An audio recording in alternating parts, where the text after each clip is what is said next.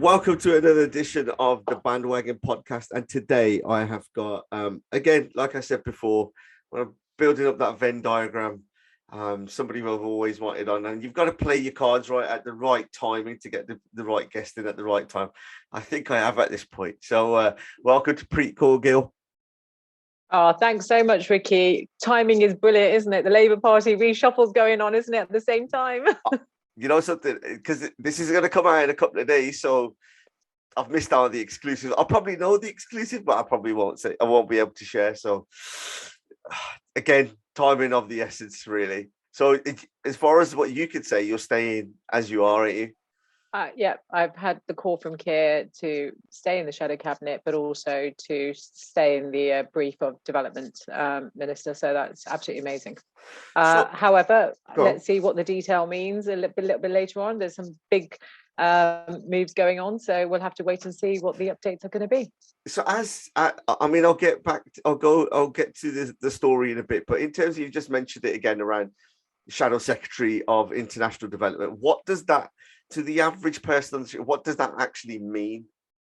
So basically, we have the we have an act in Parliament that states very clearly how much money we spend. So our commitment is 0.7% of GNI that we spend on overseas development assistance. So, and that money is split. So some of it goes to humanitarian aid and disaster. So if there's a famine, if there's, Yemen is the world's worst humanitarian, crisis. We've seen the situation of Afghanistan with famine. So you work with the multilateral system that's normally led by the United Nations, and so you will support those kind of humanitarian efforts. But the predominant element of the work that we do in development is really about how do we spend taxpayers' money to reduce poverty around the world. And there's a body that looks at how the money is actually being spent, so that making sure that there's no wastage for the taxpayer. It's absolutely focused on poverty and addressing inequalities. And so the department, when it used to exist, because the government took it over, actually did that very, very well. So it spent UK taxpayers' money so they could feel assured there's no wastage. We don't give money to governments. We give money to bilateral programs in various countries, a lot of it in Africa, for example, in conflict state situations. We know people are really, really struggling. And it's not just about our moral duty. There's a security argument here. It's about how you build relationships, how we want to assert ourselves on the world stage, post-Brexit especially. And it's showing that actually Britain has its reputation because of institutions like that. And it was a world leader. We had some of the best economists, best scientists, best people working in the development field. And so it's that collaboration. How do we work together with different countries? Just like we've got NHS here, just like we've got public health and education infrastructures. Surely all countries should have that so that they can sustainably develop their own, infrastructure and their offer to their people as well. So that's in a short, very brief nutshell but it's amazing. It's so big. The brief is, it's just fascinating. Yeah, because you could one could obviously, based on the description, you can see what the difference is between the Foreign Office in terms of some of the duties that it's doing compared to what you're doing is more kind of making those things happen, but obviously having its own separate agenda. Do people confuse both of the offices at the times, or do they work very closely? Oh, they do. This government's confused, and that's why it's merged them. It doesn't understand that diplomacy is very different to development. And what we can't go back to is where we had those scandals like the Pogo Dam scandal back in the Conservative days, where you end up having trade for aid. This is not what this is about. This is not trying to leverage with other countries saying, we'll give you this amount of money to invest in, a public service, but actually we expect this sort of trade back from you, or we want to do, whether it's, investing, building roads, building whatever it might be. It can't be that situation. The Act is very clear that the money has got to be spent on reducing poverty and addressing inequalities. So that's the focus. Tracking your journey from Lordswood Girls' School to come to where you are now, how did you get to specialise in this area? Don't worry, I've got a lot more little quiz things I'll drop in. How did you get to this position where you actually specialize in this area? How do you get picked and say, right, okay, you're going to do this rather than doing, I don't know, become Shadow Health Secretary?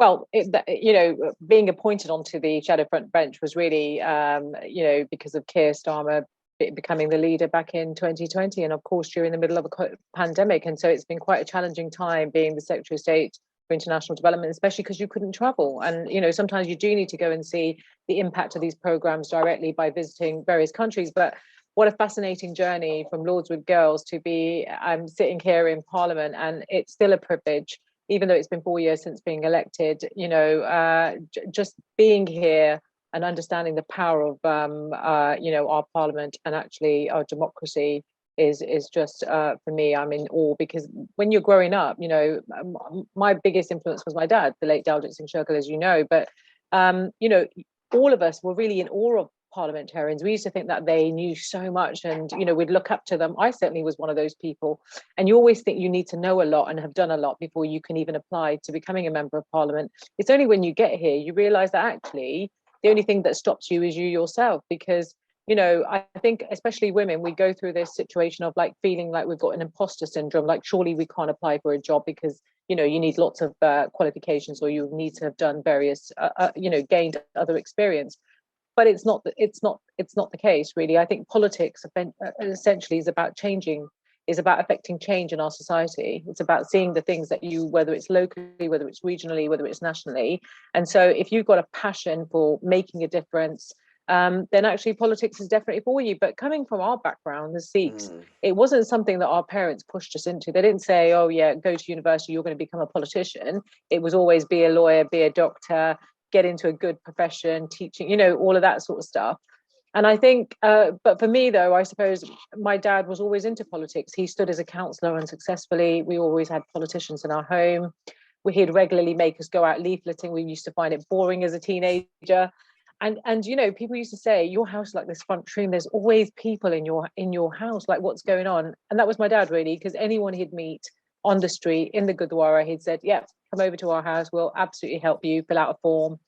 Because Preet will do it. And I used to say to my dad, oh my God, I really don't know what the DWP requirements are. And Is it Desi surgery? Desi surgery. Totally. And he used to say to me, but it doesn't matter. If you can't help anybody else, you're no use to anyone. And just being there for yourself is not enough.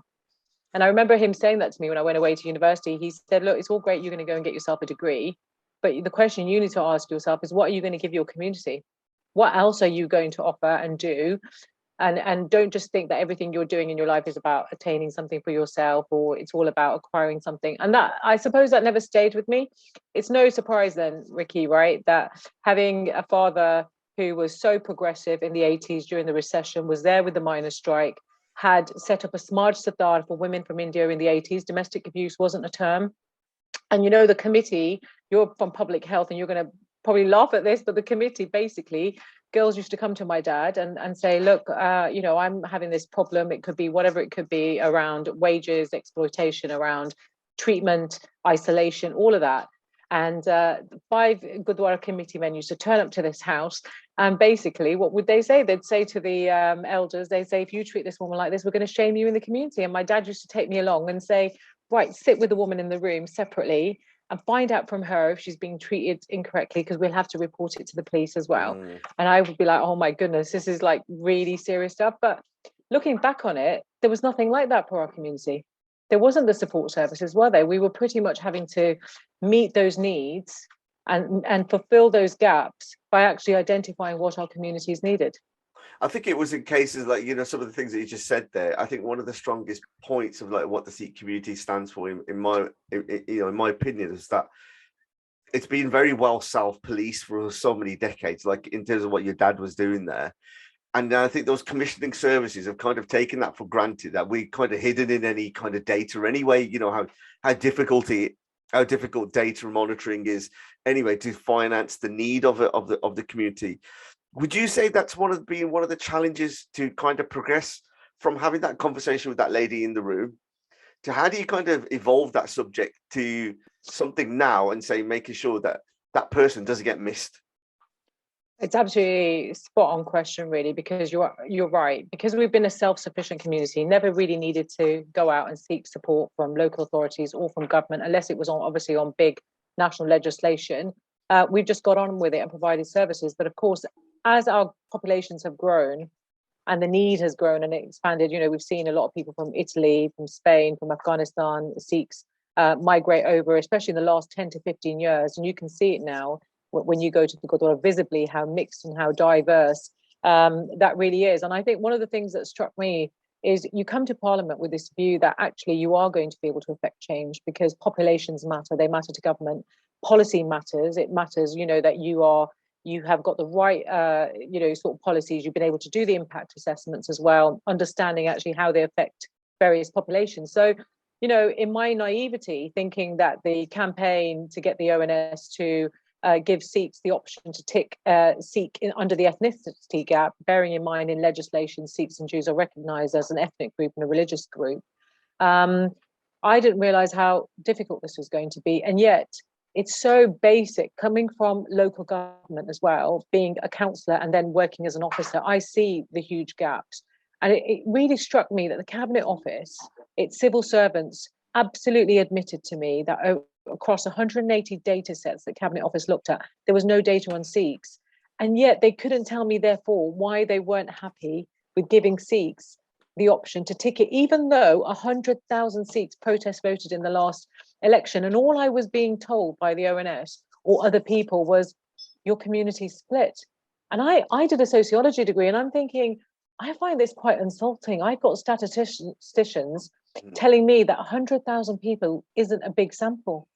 But actually, why does that matter when it comes to the Sikh community? But we don't apply that same analogy for other communities, right? So it really struck me that there's something quite not right here, because either you want to address unmet need and gaps, because of course the ONS was telling every public body it could only use ethnic minority categories.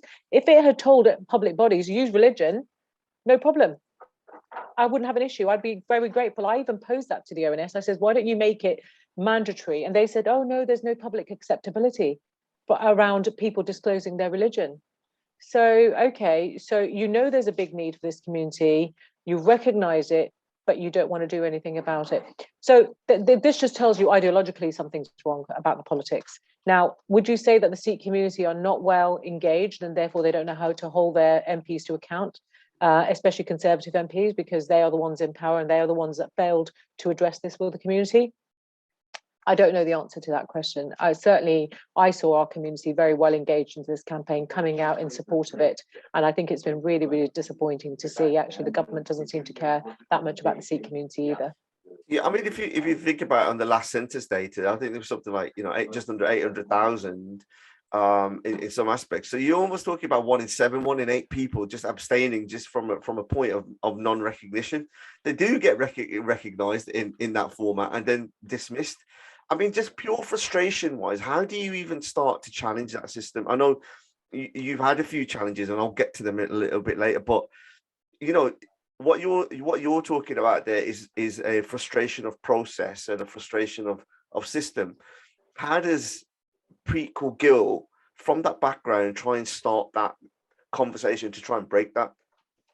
Yeah, so I mean, I wasn't deterred. Honestly, the doors were closed. The doors were, really, there was a lot of pushback, of course, from government ministers in terms of not giving the information, not explaining to you why they're not going to support this. And it's really to frustrate you and to say it's never going to happen.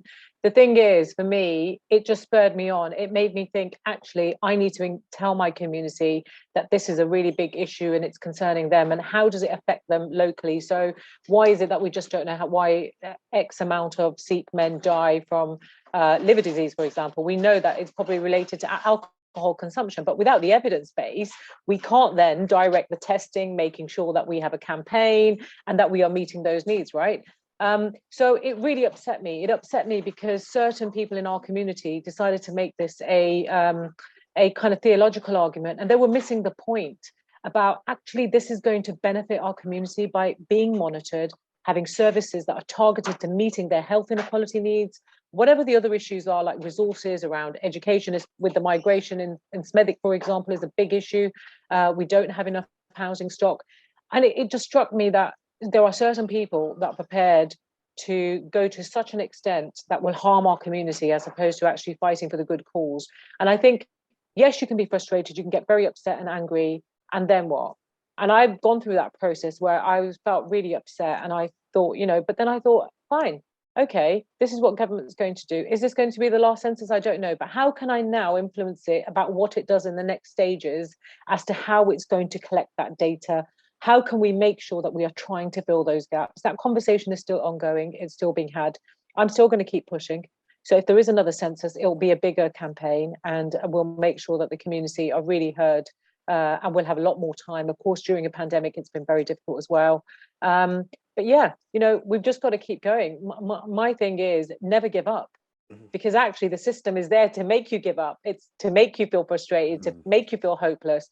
I don't feel that. There's good people like you in public health, Ricky, that are doing your bit, and it matters. It matters the work that you're trying to do, right? Because you're trying to make sure that populations are getting the services that they need, and that services are being targeted and commissioned properly.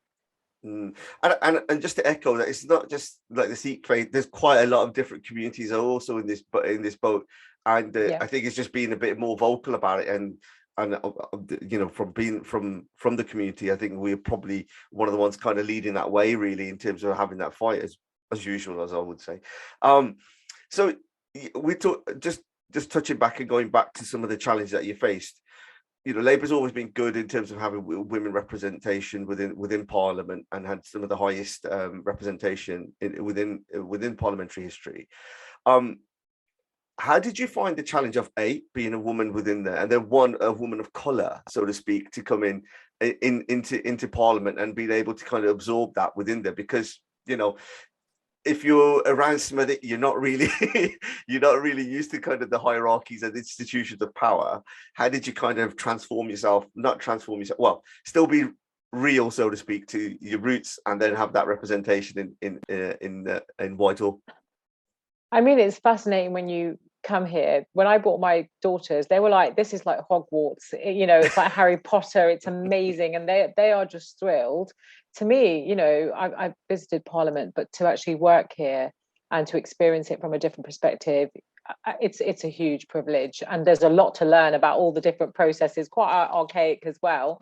But for me, it was the one thing that, during the election campaign, when I was knocking doors in my constituency, it was really brilliant to just hear people say, my daughter goes to Lordswood Girls' School. It's absolutely brilliant you standing to be a candidate, because what they could see was a pathway from a normal comprehensive, school, and being able to actually put yourself forward, and seeing actually that our parliament's become much more open. When I was looking up to the previous Labour government under Blair and Gordon Brown, I was in awe. But Parliament then didn't reflect the country either, did it? So no.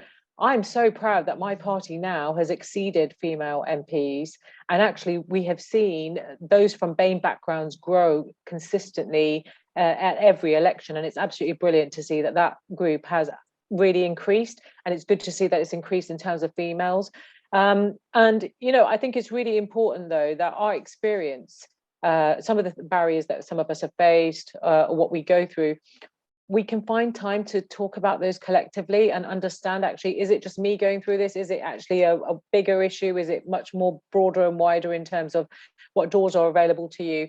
And I think, the one thing I have to say is that being able to be here and just learn and take it all in, it is huge, right? I never take it for granted. I also don't forget where I come from, because I know that this could easily be taken away. And if you don't do the first and foremost important thing, which is take care of your constituents, be absolutely focused and delivering for them, everything else is then secondary, right? I wouldn't be able to do the brief that I do, which is life-changing, if I don't do the bread and butter of my role, which is making sure that I'm serving the people of Birmingham, Edgbaston. And I never forget that. It's something I was told when I got elected, that I should never forget that, and it's never sort of left me, really. Yeah, just disclosure, I went Lordswood Boys as well, and I did politics there. So well, hey, there you go. All the best people. So you were just talking about having that collective experience and coming together and passing that on. Is there sort of an active kind of program, or having a personal interest of trying to get more Asians involved in politics? Because let's face it, we have got prime ministers up and down the country, every evening, talking about family politics every day. Do you reckon those are transferable skills into something more formal? Well, Gurdwara politics, Sangat politics, it's all the same, really. Well, yeah, exactly. Politics is politics, isn't it? I mean, so ask me the question again, Ricky. Yeah, I'm saying, is there something kind of more active in terms of where you're trying to build on the next generation of Asians coming into politics? Yeah, I mean, look, what's been really interesting, though, is so when I got elected in 2017, I knew I wanted to have young people in my office and give them the ability to understand what an MP does. Because I certainly didn't have that opportunity, right? And everybody thinks an MP's life is all about Parliament. It's also about your party. It's also about the kind of nitty-gritty stuff you do, which is about being on the phones, knocking the doors, the hard slog, right? And I have to say, we've also benefited from having young people. We've learned so much from them, me and my team, in terms of what's going on in schools, what's the issues that they are facing. And I think that is so healthy to do. So I've been part of various mentor programs. So Parliamentors, for example, having young people from different faith backgrounds from the University of Birmingham. I've been for 3 years in a row, been mentoring that group. I'm also doing the co-op mentoring group. So women from BAME backgrounds who have really found it very difficult to try and break through, sort of giving them support. And honestly, I've never known a time until recently where people are emailing me from not just Sikh, but Asian backgrounds saying, we're really interested in politics, actually. We see the work that you do. We really want to know, how do you get in? What's the pathway to progressing in that? And I think that is so heartening to see. And let's not forget, people are looking across to a place like Canada in terms of what Jagmeet Singh, the NDP, has done, but also Trudeau in terms of the representation more broadly. And I think it's really making our community wake up that if you want to affect change, you've really got to be part of the system. No longer can you sit on the periphery. No longer can you expect any other organisation to step up for you. Quite a lot of what's going on at the moment as well is that individual people are having to raise their voices as well. We saw that in the farmers' protest, you know, so many people were writing to their different MPs. It wasn't just a organisation sort of organising it. People felt so passionately about this. And I was talking to MPs and they're like, you know, why are Sikhs so, this so important to them? And I said, look, many of us still own land, you know, and that's leased out. And so this is absolutely personal to so many Sikhs living here, but so many people from Punjab area as well, whether it's UP or other states. And I think, you know, there's something about how we communicate to our elected members. Actually, what are the issues for the Sikh community? What are the issues for me as a personal? No longer, I'm telling people, stop relying on others to do that for you. You've got to have those direct relationships. It's really, really important. Do you think you're a bit of an easy target, that you're supposed to, you know, like, especially the Asian one or the Sikh MP, so to speak, to raise absolutely everything within them, when you just kind of answered it in some ways where some of the MPs are so disengaged with some of their community needs, or what their demography is within their constituents, to know what are really important, that they kind of miss that bit. I mean, it does sound a bit bizarre that, you know, why is it important? Well, you know, you're an MP, that's your job to know why is it important. Do you think that was a bit, you know, you become an easy target for it? I think I see it as my role as the All Party Parliamentary Chair for British Sikhs to make sure that MPs do have the correct information. Don't forget, lots of people can email MPs giving lots of incorrect information about what's actually going on. What do the laws actually say? We saw that on social media, though, didn't we? We saw the disinformation. This is only going to increase, right?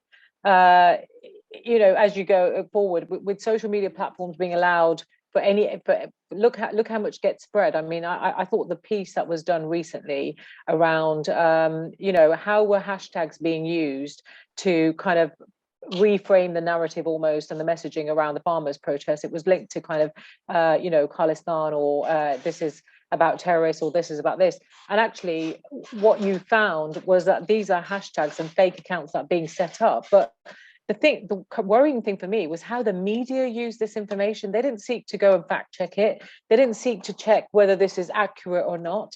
What they were doing was taking snippets from some of these fake accounts and just putting it in their news media. And I think that is so dangerous.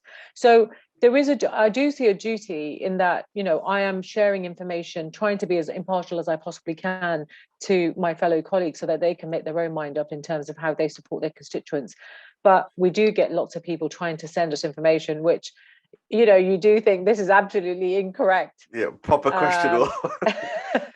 I'm telling you. So I think, MPs don't always have the time to look at, well, what's actually accurate? Who do I go to? Right. Who do I use? And so I think that is helpful for them to be able to talk to myself and Tan and others as well, that know what's going on. And actually, in all fairness, quite a lot of our MPs are well engaged in terms of their constituents, and understanding some of their needs, because for a very long time they've had that relationship. I think for newer MPs it's much more tougher, and it's been quite challenging because of COVID as well. So with the farmers' protest, especially, I mean, I talked about it in my very first podcast that I did. It still is. It's such an emotive subject in itself. How do you keep issues like that on the political agenda, not only internally but externally? Well, you talked about timing. I mean, again, another timing today. India's parliament opened the winter session, and the laws have been repealed today. So, oh my gosh, Ricky, what a historical day this is for you and I. Look, I think, the next thing for farmers is going to be making sure that they've got the MSP guaranteed in law. It's going to be maybe looking at repatriations for families who have lost loved ones during the kind of the protest. So many people, 750 people have died. What about compensation for their families, about how they were treated and what they've endured? Tractors that have been damaged, all those kind of things as well. Absolutely, the damage, the loss, that many farmers have incurred during the pandemic, for example. It has been, this victory has come at a cost, and so this is absolutely brilliant that Narendra Modi made that announcement, and it just shows you the resolve. The one takeaway I have from the farmers' protest is that the world saw the biggest social movement in the world, and what it's seen is that it achieved the change. So, around the world, including in the United Kingdom, our right to protest is at threat. And this is, everybody's fundamental democratic right to be able to, peacefully go out and protest if they don't agree with their governments, right? And this idea that suddenly we should prevent our citizens from doing that, well, absolutely wrong. This has really inspired me. It's inspired so many people to say, you don't have to put up with the status quo. You can bring about change. The power in the people. There's so much in that, and I think it's been just absolutely phenomenal. The resilience of those farmers. They've endured the harshest weather, extremities of like the heat as well. My gosh, my heart goes out to each and every one of them for what they've achieved, really. And the challenges are now, as what you said, in that way, but also then having a system that reflects their needs as well, to actually change what the narrative and the strategy is going to look like forward is just as crucial. I think that's where the leaders, especially within those movements, have to come and use their skills, to fruition. Yeah, definitely. Being an MP, obviously, in that way, you've kind of highlighted some of the positives and the strengths and stuff, that you can achieve and what you do.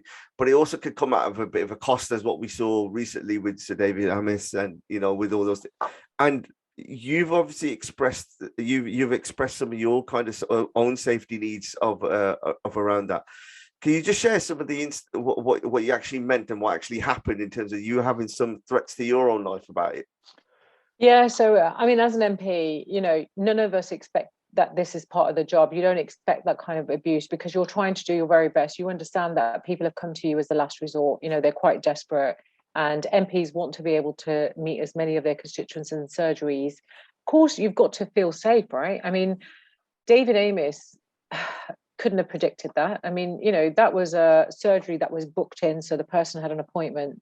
But of course, if you've got no background on somebody, how on earth will you be able to know that they're a risk factor to you? But we've seen it with Joe Cox. We saw it with Stephen Timms. And in Stephen Timms's case, it was a female who came and just stabbed him, and he's very lucky to have survived, right? Now, I think, this has also brought to light, actually, how does the police share information with MPs around possible risks in their own areas, for example, right? This is something I do think about, because don't forget, we go and door knock. We are out physically visible in terms of where we are going to be, and we don't always have people around us in terms of in crowds, right? So it is a really difficult job. And when I was in India, people used to say, I can't believe MPs in England, you just walk around like normal people. And I said, yeah, we are normal people. And I don't agree that we should have the kind of status that some countries have for their parliamentarians with security and you have the lala batti on the car. That's what you need. Exactly. And in some ways there's something quite nice being able to just be part of the people that you serve, right? I don't want to have any special treatment just because of the position that I'm doing, but I think it does put into perspective that you can't take it for granted. So I had somebody ring my office saying that they were going to kill me, and that making just very blatant threats. You have to take that seriously, right? So it's surgery day, anyone can turn up.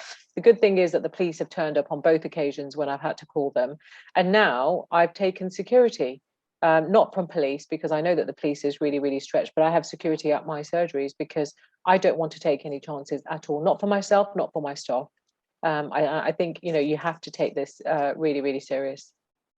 I mean, I was just thinking, imagine being in that position myself, and then you still have the motivation to kind of represent people who, the political system, the first past the post system is. I remember it's trying to get to, it was trying to get to somebody. My teacher was on about it. Was saying, look, you could have 40%, can vote Labour. Then you've got 30% can vote Lib Dems and 30% can vote Conservative. But because you got 40%, you'll get in. Yet 60% is against you. How do you kind of balance the needs of those people who might sit opposite you from a political ideology? Look, I think it's really tough as an MP. I mean, one of my things is I want to get more people engaged in politics. It doesn't matter who they vote. It's actually getting more people part of the democratic system, because actually there's a big cohort of people that just don't come out and vote. They're not interested. They're not engaged in politics. So what do you do about them as well? But do you, right? I'm using some of my I did politics degree as well. When I always find when people say to me, I'm not interested in politics, I find that the most politically charged sentence that somebody can say, because that's actually demonstrating why the political system doesn't work for you. That's actually why you need to get involved. That it's part of, like, if you're from a Sikh background, it's part of your kind of your faith, your principle. But then if it's not your religious duty or whatever, it's still a really important factor, because ultimately you need to have a say. Yeah. And I think people have started to see that any government having an 80 majority thinking that they can do whatever they want isn't also healthy either. It isn't helpful that a government can feel that, the very people that put it into office, it can just go against everything that it promised them at the last, election. It can go against all of that, and somehow it's all okay. That's not the way we've done politics in this country. I mean, the corruption we've seen under the Conservatives' return is something that, being out on the doorstep, lots of people are very angry. They said one thing that we're really proud of here in Britain is our democracy and our being honest and the integrity that we instill. How are we going to hold other governments to account if our own government is behaving so badly? And I think it's absolutely right. We have got to make sure more people don't say politics is corrupt, or actually you're all the same. We're not all the same. I really take issue with that. Sometimes I do get that from our community, is that all politicians are corrupt. I'm like, no, they push back. You can have integrity. It is possible, for goodness sake. I get that, but do you also have understand in terms of, like, from when people have been working from home, the COVID has dominated the news cycle. And then when you hear and you see some of the, I can't really want to go into it as much, but when you see some of the people getting caught out doing things, and then contracts going into certain places, that it just reinforces their kind of their stereotype of MP behavior. It does, but it also should reinforce that the opposition is doing a very good job in sort of really exposing the government and trying to bring about change and say, actually, this is unacceptable. None of us think this is right. We've got to have transparency. We can't have one rule for us and one rule for the rest of the public. It just doesn't work, because it does what you exactly said. It just makes people disengage from politics. But these are really important decisions. When I meet families who are trying to work, trying to save a little bit of money, but then they're facing universal credit cuts, they're in despair. They don't know where to go because all the CABs are being closed down. The law centres are being really restricted. Getting access to justice is really difficult. Now, if you're one of those people that is, in work, trying to make ends meet, and then, we've seen the cost of living increase, but wages have stagnated. There's been low growth in the country. A lot of people are really, really just don't know what else to do. They can't see an alternative of getting out of this system. It's so important that Labour can show them that you don't have to accept the status quo. Things can be different. We can make Britain great again. We've got to make sure that we are investing in those industries that really need the support, especially because of the impact of Brexit as well. But we need to train our young people for jobs of the future. I mean, where is the vision? We can be so hopeful. This government just doesn't have a plan, I have to say, So that's why I think, we are trying to show the country as well that, whilst opposition is very frustrating and it can seem like we're constantly moaning, I think we've had 23 U-turns. We're doing a pretty good job. It's important. It's important that people know the facts, because you know what? Honestly, it scares me when I'm sometimes talking to people and they haven't even heard that some of this corruption is happening, because they say, oh, well, I never saw that on the news. They don't show it in that way. No, they don't. And this is a real concern. So making sure people have the facts is so, so important. In a way that we've never really had to worry about with the government. But this is a government that's stoking cultural wars and is into wokeism, I have to say. Yeah, well, I've got it out of fairness. I need to try and get some Tory MPs on that, but I just don't know any. So I will get in some Lib Dems on as well. I'll give you some good ones locally. Yeah. Text me after which guys or girls. In terms of like some of the challenges that are coming in now, Omicron is at very early stages of what we know at that bit. In my line of work, in terms of trying to get some of the people to try and get some of that, we talked about it slightly earlier around disinformation. What is one of your suggestions in terms of how we actually get the true information out to the people? Because algorithms, all these social media platforms will push negative stories because they get more clicks and they get more that. And one of the challenges that I personally felt in my day job has been trying to get the truth out of there in terms of sort of factual information out of it. And it's just getting harder and harder. As an MP, how do you kind of ensure that to try and get the right information out there? I think this is a really big challenge for us. And, it's MP should be evidence-based. I mean, we've got to lead by example. You can't go into the chamber and think it's okay to put out misinformation. And so often, a lot of people do say a lot of things which isn't evidence-based, or they don't know what the source is. And therefore, you do have to go away and think, okay, is that actually true or not? So I think, how we use research sent to us and making sure it's credible, whether it's from institutions, whether it's from, experts, for example, and it can be on the variants. It's been brilliant that South Africa, they were doing the genome sequencing. They actually informed the rest of the world, of the mutation of the variant and how we can sort of identify it in PCR tests.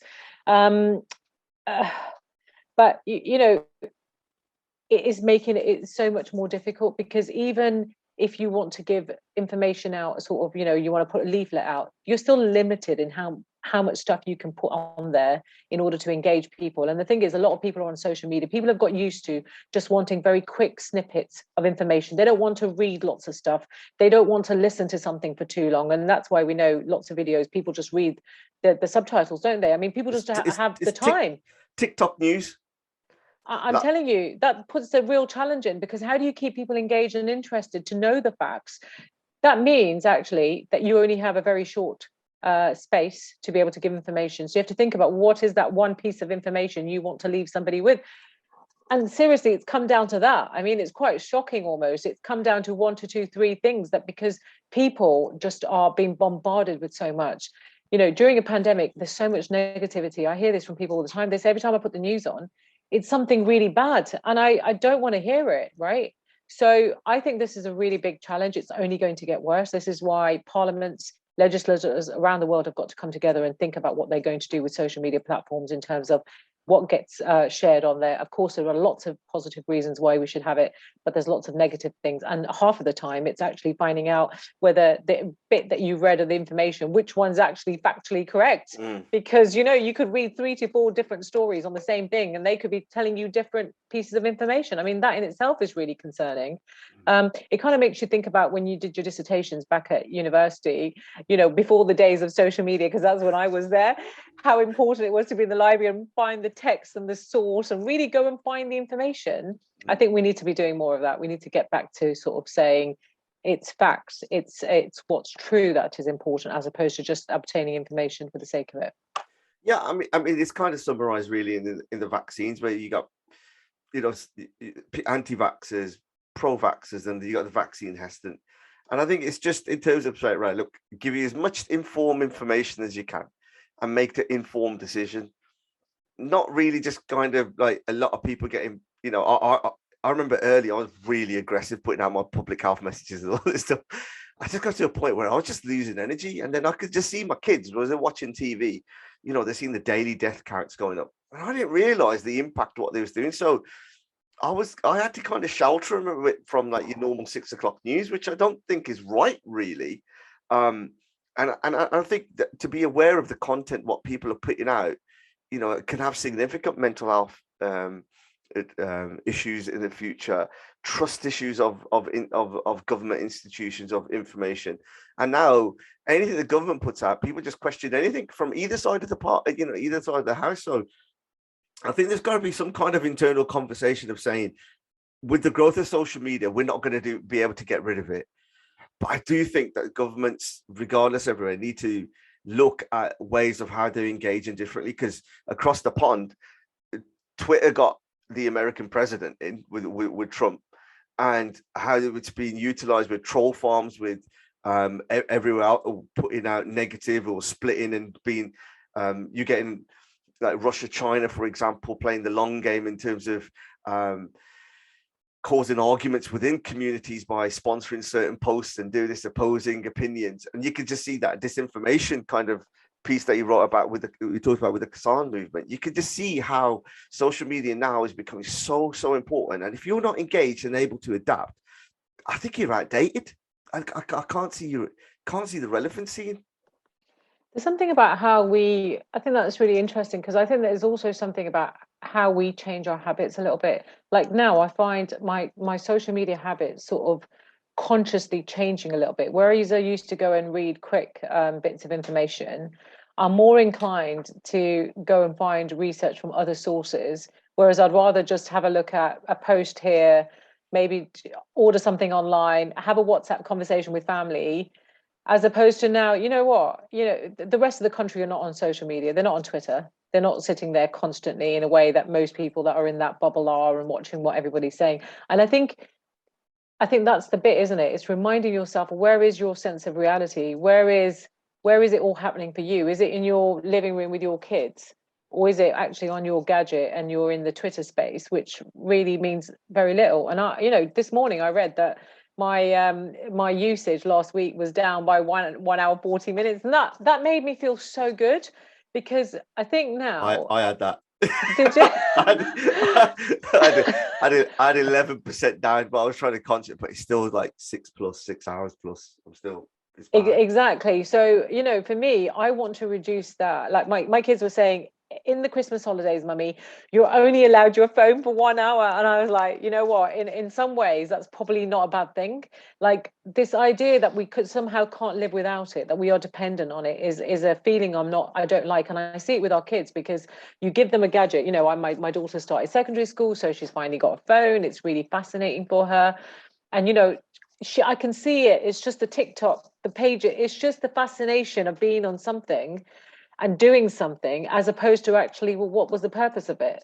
You know, what did I get out of it? What was it? What was, you know? And so I think we've got a challenge with ourselves and our kids if we want to really help them be healthy adults, you know, and make sure that they've got a balance in their life, that they don't become addicted to any sort of thing, especially social media, because we know it can be very, very harmful as well. You talk about kids and different ages. You're 50 next year. I told you I know. Ricky, never say a woman's age. My God. We're family, so it don't matter. So, what would the next year, the next year Preet would have said to a younger Preet, like some advice, especially around, especially her political journey? I would have said, well, don't wait as long as you did to have got into politics for a start. I would have probably have definitely tried to do that in my early 30s, I think.